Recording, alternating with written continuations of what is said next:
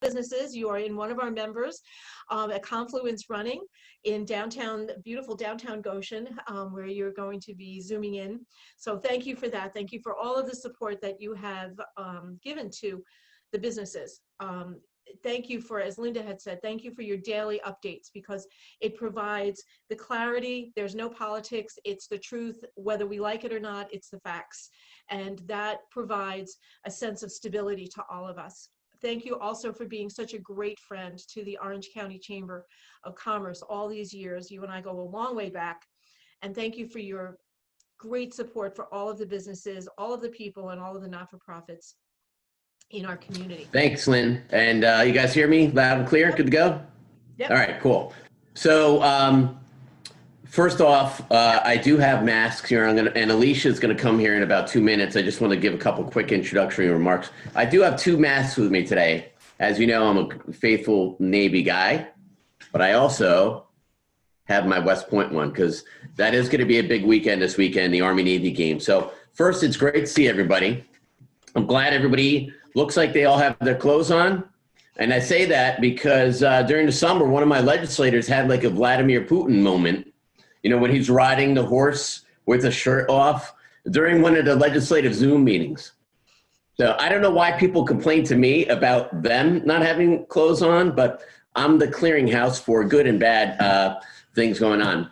It's always wonderful to see Linda Mueller. And, you know, during first of all, I've been friends with her for, I don't know how long now, decades. And, but more importantly, during COVID, I was calling her, Joan McGurk, who's also on the line here with us. And we were all just trying to make sense of everything. So I got to tell you, those 2 women in particular, just powerful members of our community and in this industry that's been most impacted by this. Access, I know Ron and Chris Masters are on here. We do a lot of work with Access. And, you know, when I left the office last night, I see 2 groups of people that are sponsors today. One is Access, which helps us with our custodial duties in the county. And we're happy to employ them because, as I said, 8 out of 10 of people with disabilities are not employed. And that is a shame because they have tremendous capabilities. The other group is Scott Perry, which looked like a hostage video that you played. I was thinking about sending money to try to get him released from wherever he was. We'll work on that. But I got to tell you, Atlas does phenomenal work for us. And as he mentioned in his video, his guards had to do all sorts of crazy stuff. His guards are at my nursing home right now, our nursing home, Valley View, doing tremendous work. They're at the government center checking temperatures. And I remember during the height of this, when nobody really wanted to be around anybody, nobody wanted to really come to work in many places, his guards came up to me on a daily basis saying, I am so thankful to be part of your team, Mr. Newhouse, and I am happy to be able to serve the public. So that's the caliber of the men and women that work for Atlas. So I'm happy to have them there. I'm trying, you know, if I work with you and I have some stories to tell, you know, you might get a little abuse because you're friends of mine, but you also are going to get some love at the same time. And of course, Lynn, you know, I saw Scott Wall's on here. Scott Wall, you and I, you know, came up in the ranks together. And when you were on the village board here in Goshen, he was a mayor, and all sorts of challenges and success stories in front of us. So let's rock and roll. Linda, I mean, not Linda, Alicia, I'm going to put my mask on so you can get close to me. Yep. We'll put the share screen on. I'm going to have a dialogue with you guys. I only got about 15 slides, 16 slides or so. And then I'm going to take questions from you. Yesterday, we're good to go? Yep. Okay. Good to go in a second. That's not us. All right, cool. And now I just got to click enter to go? Right here. You can use your click. Okay. All right. So here we go, guys. Can you see the screen, Lynn? You can? Okay, good. So when I talked to my staff last night about 7:30 or so, I told them, you know, this is a snapshot of where we are today. There's going to be some major tectonic plates moving in the next 6 months, as Linda Mueller alluded to, as we get through the vaccination and we weather through this new storm that we're continuing to go through, another series of it. So let's have this conversation quick. Here's some of the stuff we stepped up. You guys know this. We were taking care of seniors during the pandemic. People with food insecurity. all of that stuff was taxed heavily, right? And I don't mean giving money, but resources. The food bank is up 53%. Snack attack, backpack snack attack, up demand over 60-something% right now. We know these things. So all those things are being hit with impacts. You know, all my departments were retrained, reassigned, doing different things. DPW picking up PPE, sharing PPE with other counties like Rockland, with other towns. You know, here's our jobs office. You know, we had Lincione, myself, tourism, employment and training, economic development on calls on a regular basis. How do we help people facilitate with them with the huge tidal wave of unemployment claims? People couldn't get in. You had to have your last name begin. That's the day you can call in to get benefits. Then you wait on hold for 3 hours. Wasn't an easy time, but that collaboration between those agencies helped a lot of you or your employees. The PPP loans, the IDA loans that went out, all that type of stuff, retraining people into new industries in the private sector, all that stuff happened, right? Here's some projects that are moving forward. You know, I'm not an Amazon guy. I literally don't have an Amazon account, even though I actually used the county attorney's account to buy one gift because I just don't have one. I'm still a local shopping guy. That doesn't mean I don't like Amazon being in Orange County. I'm happy they're here. They're providing jobs, and obviously they're providing a major service right now in this crisis. But I still believe in Main Street. I saw Michael Jondro from Warwick Chamber of Commerce on there. His downtown. They all need our support, and they also provide great stuff. Medline, I know they're on the call right now as well with us. They're going to be one of the first ones to get the vaccine and distribute it in our community here in Orange County and the rest of the state.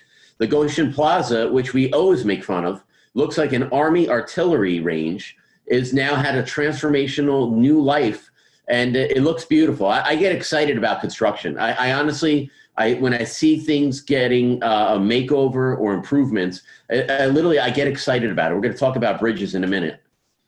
Small businesses, you know, giving back. It's incredible. So I'm here at this brand new business. I remember cutting the ribbon with with Lincione early on in the spring, I think it was. The owner here, Matt, his father died during this crisis. And there's a lot of new businesses that are continuing to invest. The pharmacy restaurant is across the street from me right now. I went and visited a new business in Warwick. They have a creperie, you name it, Montgomery. I went to a beautician place about 2 weeks ago, one of our new senators coming in. It's amazing to me that people are still investing and persevering, giving up and risking everything to start a new business in the middle of this crisis. So it's just incredible. Obviously, you know, some of you just joining, I need new sneakers. I had these things that have street credit. They were in Iraq with me. I'm buying a new pair before I leave here. The new version looks pretty cool. Let me just see if there's anything else I wanted to see. It's the recreation industry. And again, I have a little bit of ADD, so if I miss stuff, bring it up to me in a question answer. I gave, and I know a couple other slides have some more information on this, but I gave the Parks Commissioner, Jim Brooks, authorization today, and Langdon Chapman, the county attorney, to do everything they can to secure easements, property ownerships for any of the expansions for the Heritage Trail. What the hell does that mean, Steve? The Heritage Trail ends in Harriman right now, and it ends in almost like a sudden cliff, right? There's a bridge that was out that's been gone for decades. But if you put a bridge in this area, it will take you to the train station in Harriman. And my belief, Jim Brooks's belief, Alan Sorensen, our new planner, awesome guy, great guy, knows the business, is to have that Heritage Trail eventually extended to the train station on that southern part of it. So you can literally have people come from New York City, come from New Jersey, bring their bicycle on the train, and they can take that bicycle ride right up to Middletown, where that Heritage Trail now is extended to. In addition to that, there are old arteries throughout this county going to Washingtonville, going out to Wawayanda and Mount Hope. Minnesink, all those areas out there Now, some of them are privately owned, and if I can't reach an agreement with them, I'm not doing it, okay? It's got to make sense for the taxpayer. But I have a lot of people coming to me, and I told Jim, do whatever you can, and I followed up with a call with the county attorney to move forward on these things. They are great. They're going to grow. If you talk about an industry that's going to continue to grow from after COVID, it's these outdoor recreational things where people can socially distance.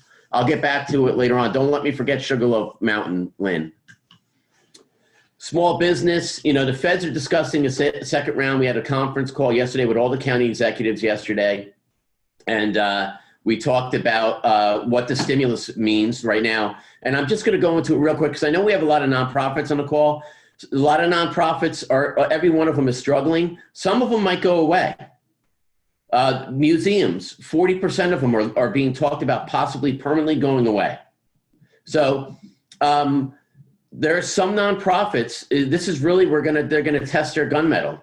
What do you provide? Do you provide key stuff to the society? You're going to continue to get that investment not only from the private sector but from grants from the state and federal government or the county government. Or you might see them go away. So it is a critical spot. On Monday this week, and I'm very demanding. And I have great staff, but I'm very demanding, and I do understand that, and I am tough to work with sometimes. And I asked my emergency management staff, what the hell are you giving our PPE out to? Where the hell is our mask going to? Our gowns now, today? And I said, we just ordered 90-day supply. Last week I upped it to 120 days. And I said, I want to know exactly where the hell are we're continuing to get calls for. Sure enough, there's nonprofits that provide health, nursing homes and other services, key services, critical services to the public right now that are going bankrupt, that are going under. They have no capability to order or procure PPE, and they're just burning through. The burn rate on nursing homes is very high. The standards that the state and federal government put on healthcare providers, and particularly caring for a COVID patient, has a very high burn rate. We get it. So right now, I am unfortunately helping. Now, look, I'm scrutinizing them very heavily. Like, dude, you have money. You can do this yourself. I can't put this on the taxpayers. But there are some ones, unfortunately, ladies and gentlemen, that just don't have the capability of doing it. So that's why when I'm on the call yesterday with all the county executives and the mayor of New York City, I said, we're like the A-Team. When there's nobody else, remember, I love that show, right?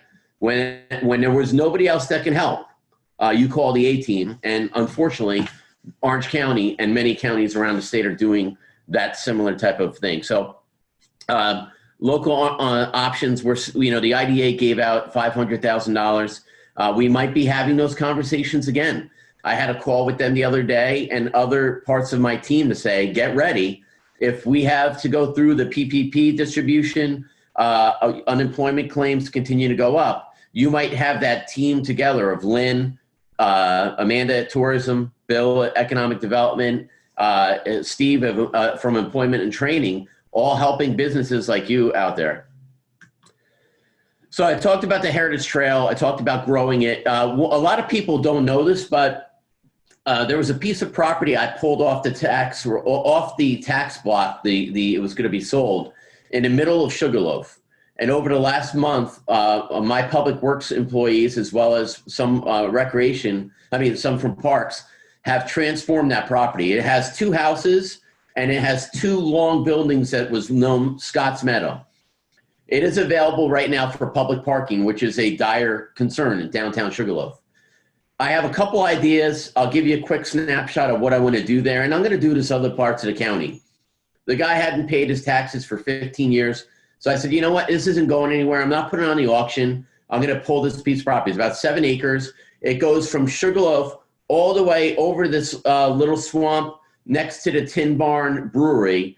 And my long-term plan, if things work out, is to procure Sugarloaf Mountain, 350 acres, and make it a outdoor hiking destination. Been in negotiations for a number of years to try to get that to happen. There's a lot of property owners involved, but this 7 acres that I pulled is the first step.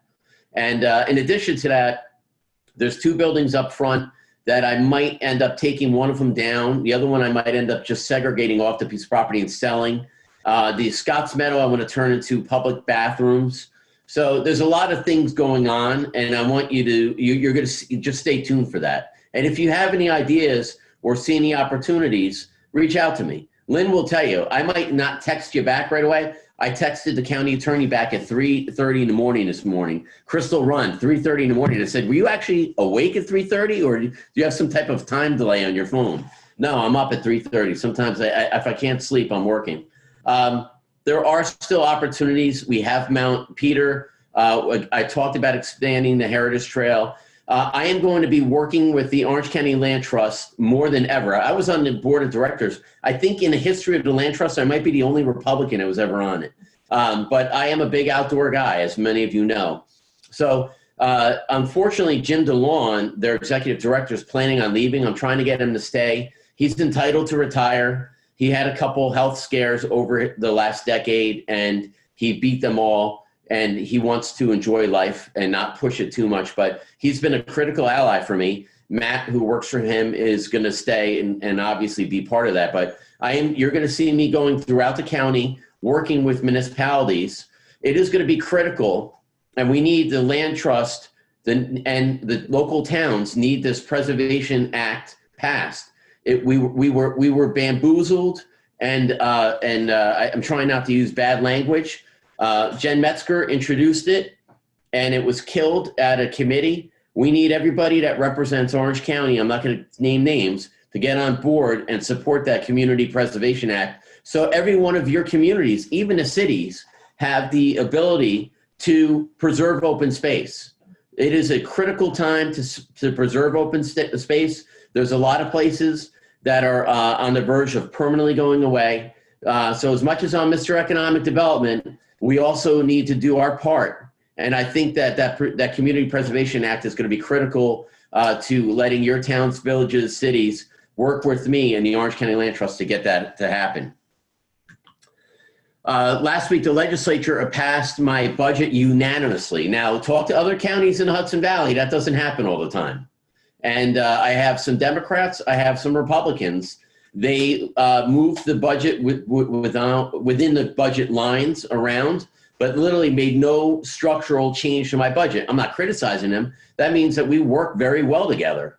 And, so I'm very proud of that. And believe me, a lot of my county executives that I'm close with, Republican and Democrat, the last thing they need right now is a budget fight and crisis. So I have to thank my legislature for working with me on that. We're below the tax cap. Our tax rate is lower. And that's something that you guys should know. And I bring this up with you on a regular basis because when I first started speaking to you as a county executive 7 years ago, our tax, the value of Orange County, the property tax value was shrinking.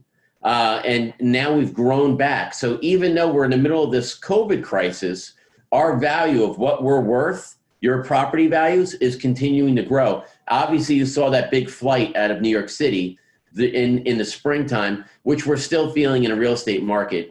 Some people tell me they think that's going to go away in the next few months as everything stabilizes. So we'll see. The budget, again, I talked about it. I think we did pretty well. We preserved a lot of the critical resources and commitments with a lot of our nonprofits that provide that service. Access mentioned at 311 is critical. Lynn and I talk on a regular basis how important mental health is. Every one of us is not happy right now. I haven't met one person that's singing zippity doo-dah. Some businesses are making money in this crisis. Many of them are suffering, losing money, and many of them are going under. And that's people that are working, that is our neighbors. So mental health is critical. That 311 can give you tremendous resources. In addition to that, suicide attempts and calls and suicides themselves are up. Overdoses are up. Domestic violence has been impacted. That was up significantly in the spring. It's kind of tapered off now, but we still have that as a major issue. So 311 is a resource for anything that you're not sure. If you're not sure, call. They'll tell you where to go, or they'll get back to you and let you know where you need help. So I can't overemphasize the need for mental health and the resource available for 311. Sales tax is obviously impacted. we're down 10% from last year. That's not just my problem for putting a budget together or your local town, village, or city. It's indicative of your local businesses. If their traffic is down at least 10%, many of them are down tremendously more. And that's impacted by the travel ban, right? And by directly related to COVID. So that means that maybe your local business isn't hiring as many employees. So maybe that business is not doing that expansion that they had planned to do. A lot of different factors are impacted by sales tax, but it is a barometer. You guys know I like to throw out statistics from third parties to tell you where things are. Unfortunately, with sales tax, that tells you where things are. Moody's tells us county's doing great. You got a great county executive. It's fine. But that's a snapshot where we are today. We still are going to have continued work to do. And unfortunately, that's changing the county government, right? I have a lot of people working from home. One of the things this crisis is going to provide or prove is that we're not going to need everybody, right? I have a lot of people that have retired. I haven't filled those jobs. That doesn't mean that the work's not there. That means that more workers are doing more in my county apparatus. There are some industries within the county government that may go away, that may permanently be changed.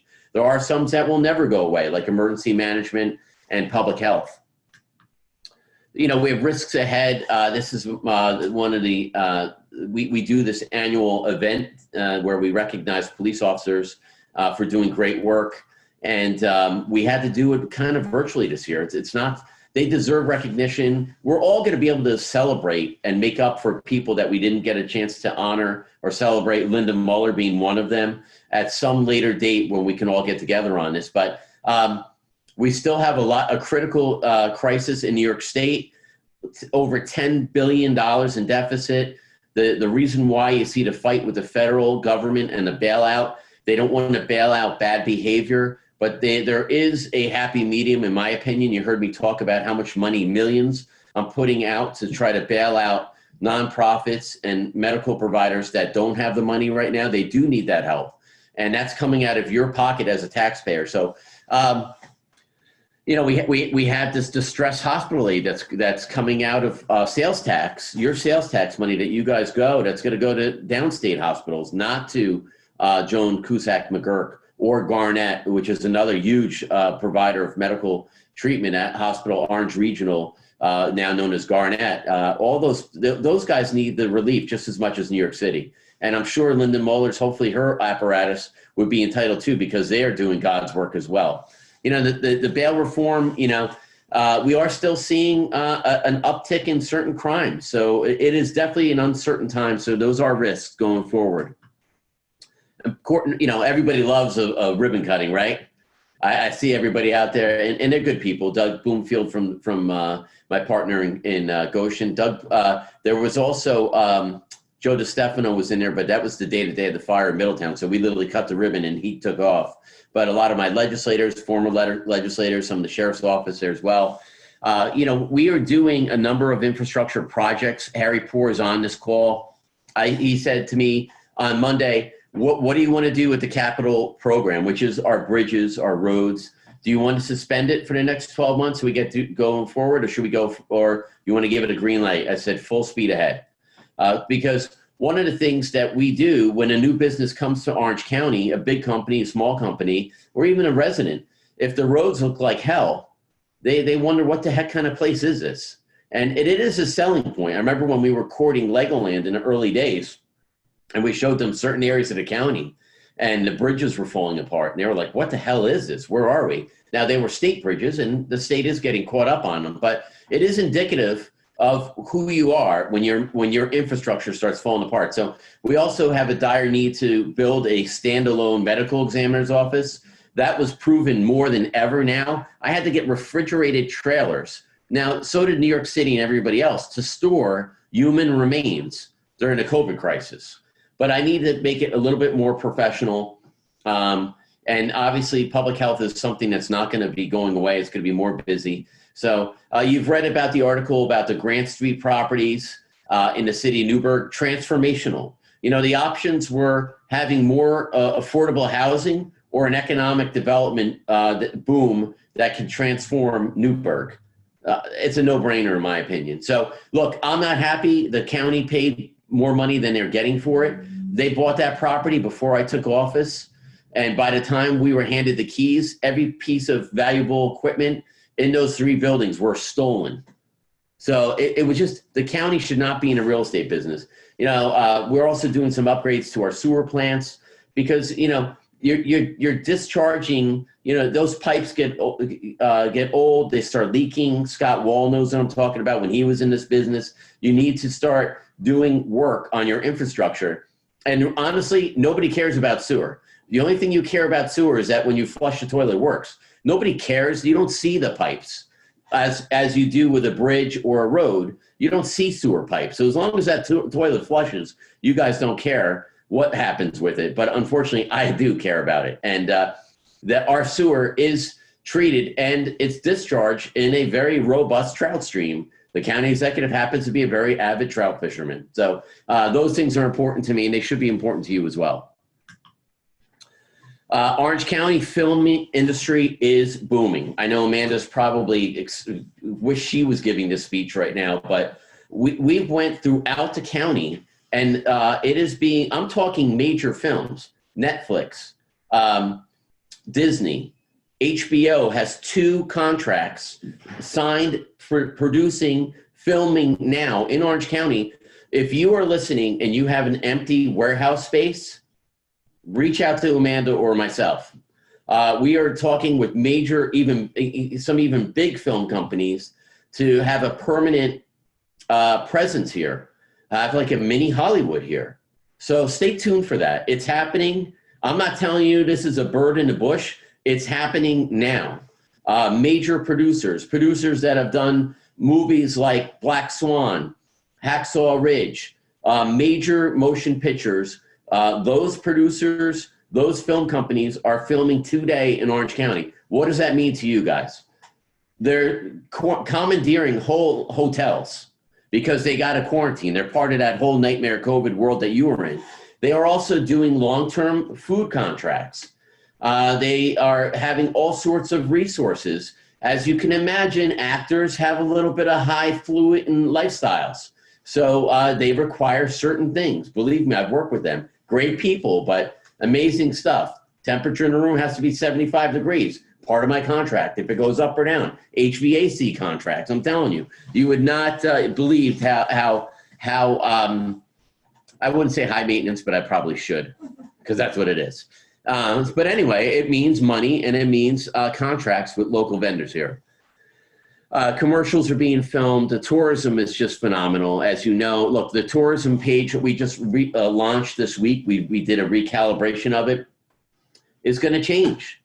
I've done everything that you can do when everybody told me not to do. The last thing you want to tell me is no. I'm one of those people that doubles down and goes the opposite way. My staff knows how to do a Jedi mind trick on me to get me to do stuff when I'm not heading in that direction. So we are doing events like we did these drive-through food truck festivals. We did about 10 of them. They canceled them all over the Hudson Valley. I stole them all. They're all Orange County now. We're planning on doing a chowder and chili festival, believe it or not, in January, in the middle of the freezing cold weather. So I got some other stuff. I'm going to end with a boom thing, and then we're going to take some questions. So just got a couple more to go. Help is on the way. I talked about 311. I think I covered that pretty well. We have now embedded in the 911 center mental health experts. One of the biggest things you can learn from George Floyd or any of these other things, and in particular people with disabilities, is that you don't treat them with a heavy hand. You treat them with what kind of man or woman am I dealing with? Maybe they have a mental issue. Maybe, and it's a tough call for law enforcement and first responders. But having somebody at the call center that's professional with mental health to help our dispatchers is providing really critical support as we handle these very complex situations that in the past may have been dealt with not in the best way that you can. And in addition to that, our police academy in Orange County offers the highest amount, I think 40 hours of this de-escalation training. So our police officers are equipped with the best practices as they encounter these in the field. Here's our Orange County Cares thing. If you haven't heard about this, literally, I've had nurses in Joan Cusack McGurk, who's listening right now, message me and saying these little cards that are maybe barely legible because they're done in crayon from a kid, but says, I appreciate you, I care, thank you, in a hospital break room matters. When they're treating somebody that's in the end of life, maybe intubated, maybe getting their personal cell phone, calling on Zoom a family member to say, your dad is going to pass away. Here's how you're going to say goodbye to him. That's not easy for anybody to deal with. But if you write letters to, and there's 3 categories I have in here. One of them is for nursing homes. Am I going 2 over? I know I got 5 minutes left. I'm going to try to shut up in a minute. One of them is for nursing homes, hospital workers. The other ones is for patients, customer, like residents, somebody that's in the hospital bed. And the other one is for first responders, cops, firemen, EMS, my 911 dispatchers, your dispatchers, maybe in your local city if you have your own. Not easy work right now that they're dealing with. Return to normalcy. You know, the vaccine's rolling out. You know, I'm in a perplexed problem right now personally. They set aside 7 vaccines for me personally and my top staff. And I initially said no. Right now, my answer is no, I'm not going to do the vaccine. I wanted to go to nursing home residents. Every day in the last week, I've given you deaths. They're nursing home residents. And if I could save 7 of them by not giving me and my staff the vaccine, that's kind of where I am right now. I'm getting pushback on the other side that says, look, imagine you're on an airplane. They tell you when they lose cabin pressure and that oxygen mask comes down, you take care of yourself so you can take care of others. And they said, we can't afford to have me get sick. Personally, I think I probably did get sick at some point. I've taken those inconclusive rapid tests. They say they're not 100% sure. But I'm right now, I'd like to get the vaccine out to the people that need it most, people that are dying every day, so I don't have to give those reports to you. But we'll see what happens. I talked about the federal government, about everything. I think we've beaten this up a little bit. Last night, I got a call from Cabo, who was the guy that flew the F-22 Raptor in our air show this year, which we were able to do. Biggest event in New York State, despite COVID. Happened successfully. By the way, Florida stole our plan and did 2 or 3 air shows with our model, which is great. But they're coming here. It's on our schedule. It says New Windsor. It might be in Montgomery again. I got to pull the trigger on the exact location. If we don't do it at Stewart again, we'll do it at Orange County. But they are coming back, and I will shut up, and I will take questions from you from there, Lynn. Okay, thank you, All right, Steve. you want to go back to regular mode? Yeah, that was very, very comprehensive. That was extremely comprehensive. I want to thank Biz also for putting up some resources from the Community Foundation. Absolutely. Yes, a lot of thank yous for a lot of things. Shout out from Scott Wall regarding the sewer shout out. So he says thank you for that. But I have a couple of questions. People, please feel free to start asking questions in the chat. I will be monitoring it.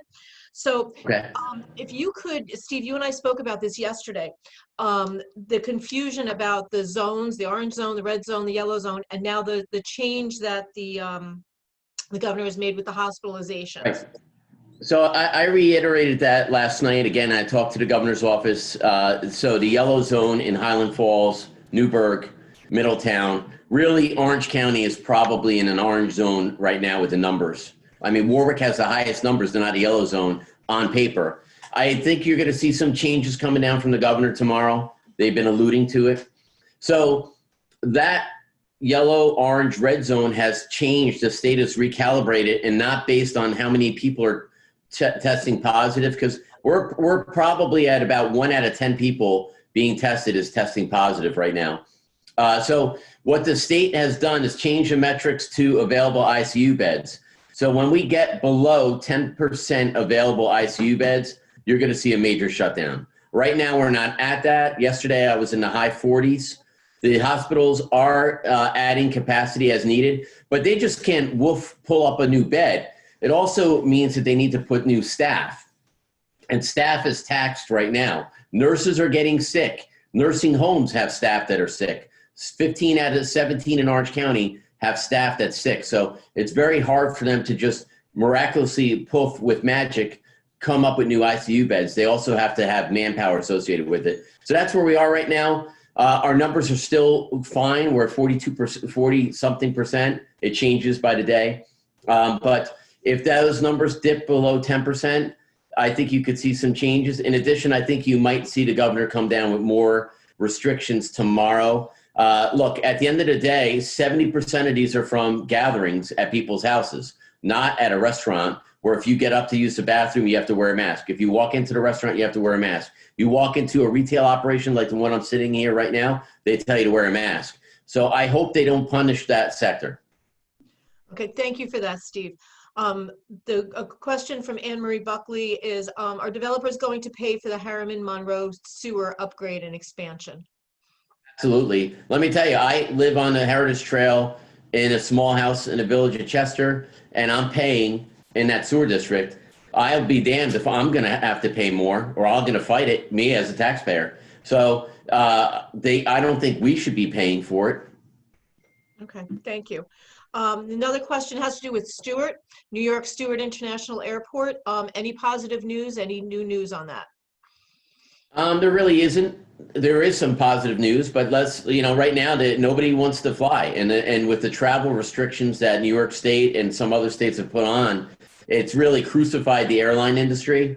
I don't lose sleep about Stewart because other airlines in the entire Northeast have pulled out of those other regional airports to really recalibrate. That industry is reeling. Massive, massive hits on the stock market if you see the major airlines. So it's obviously indicative of the customers. The customers aren't there. So once this thing gets out of the woods, and I agree with Linda Muller, we're looking at 5 to 6 months when you get the vaccine out in population. That's when I think you'll really see some improvements. But, I haven't traveled anywhere as I was supposed to. I haven't at all. And I'm sure everybody else on this line has reduced or canceled all their plans. So on the positive note, the international building is finished and ready to go. So we are poised for a rebirth when we get out of this mess. But the other positive light is that cargo's through the roof. Mm-hmm. Namely, people are buying online and businesses are buying stuff online. So UPS, FedEx, Amazon are continuing and increasingly using the cargo side of that, which is also creating a new increase in the job market over there. Mm-hmm. Right, and Khalid is doing very well. So the cargo over there has absolutely expanded and exploded, as you said. I had sat in on the Stewart Commission meeting, and Mike Torelli was speaking about how the increase has really been unprecedented, and it's directly due to the online buying. But they're doing Mike is doing a phenomenal job there. He's my favorite guy at that airport, not because I'm friends with him, but he's an Orange County guy, and I think that a lot of local people understand the impact locally and why it's important. Okay, we have a couple of questions. Hank Gross wants to know what color sneakers you're going to buy today. Do you guys see the one I was going to get? It's up there, Justin. Yeah, I'll show you. It's pretty cool. This one right here. Nice. Chris Masters has wanted me to get him a pair too. You're going to have to try them on, Chris. So I was born with club feet. I have horrible feet, and I bought my sneakers there, and my feet for the first time in my life don't hurt. So I encourage everybody to please go get your sneakers there. Yep, Merry Christmas to me, by the way. Awesome. Jeremy's, there's another question. It says, I work with a lot of entertainment companies and know that the New York State film tax credit is a big reason we get so much industry business. One of our local legislators proposed that we kill that economic development incentive. If film business is becoming such a big growth industry here, can you give your thoughts on preserving the film tax credit? I would preserve it. I'm in favor of preserving it. Look, Mike Hine, the former county executive of Ulster County, him and I toured that unfortunate film location in Middletown that burned down a few weeks ago, got caught in this firestorm that took out a number of buildings. It spread, unfortunately, to that production building. And we talked about it with Aileen Gunther.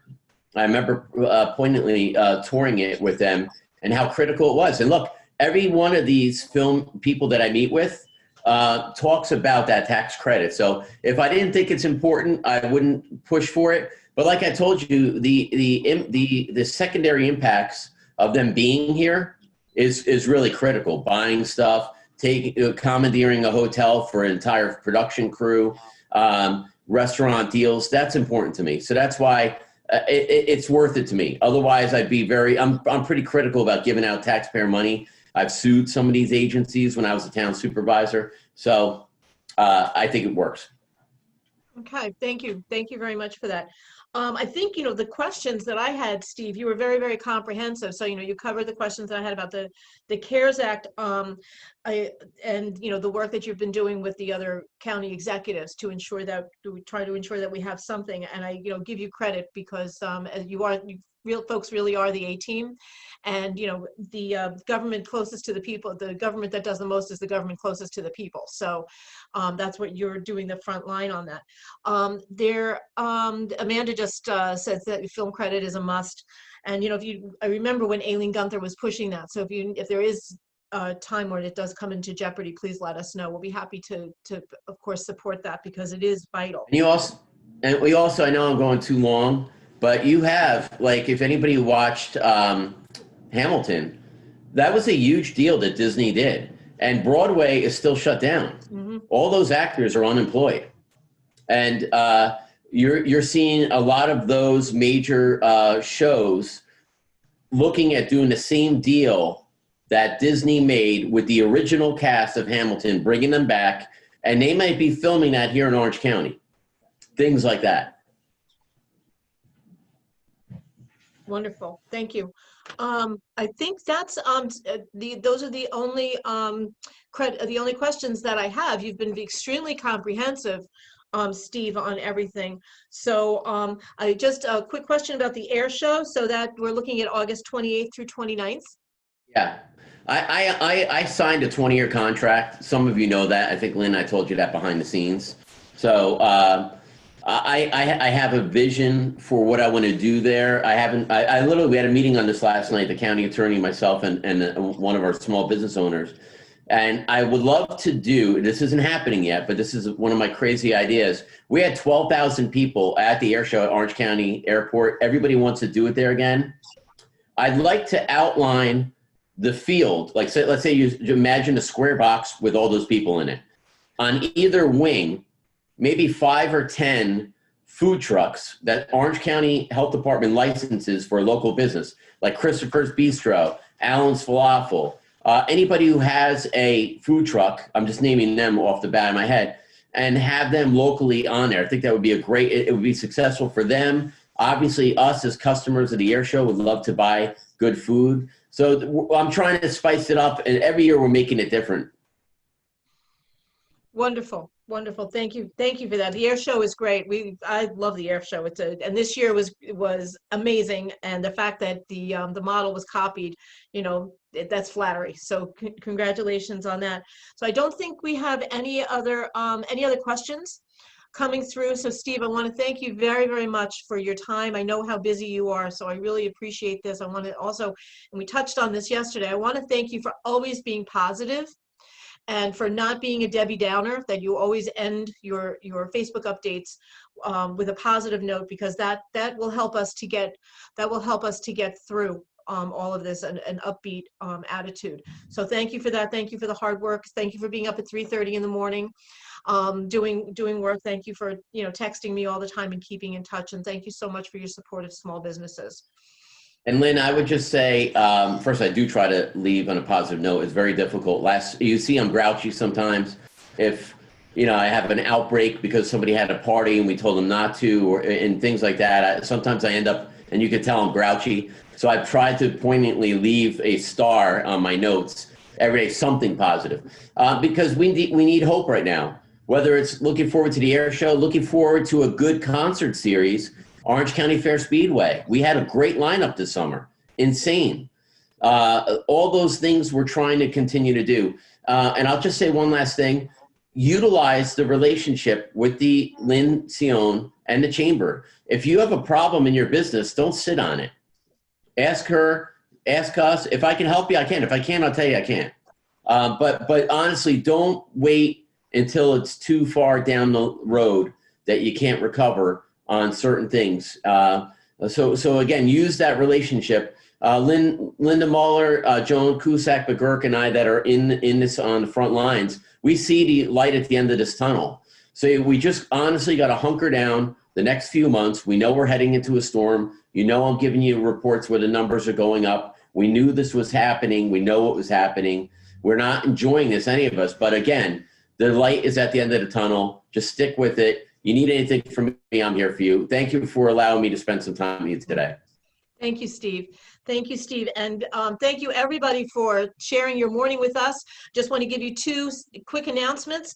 Please remember that speed networking is tomorrow, and there is a prize for the ugly sweater contest winner. So please sign up for that. That's a wonderful. We can't meet in person, but it's a great opportunity for everybody to still stay in contact with each other. And then also remember that our silent auction closes tomorrow, and we do also have, through the generosity of Confluence Running, we have an entire runner's package that they donated, and you can access the auction through our website, which is www.orangeny.com. And I want to remind everybody, thank you so much for being here, and remind you all, don't forget to wear your mask. Please remember to wear your mask, wash your hands, social distance, and have a wonderful, blessed Hanukkah and a Merry, Merry Christmas, a very Happy New Year, and we look forward to seeing you again. Thank you.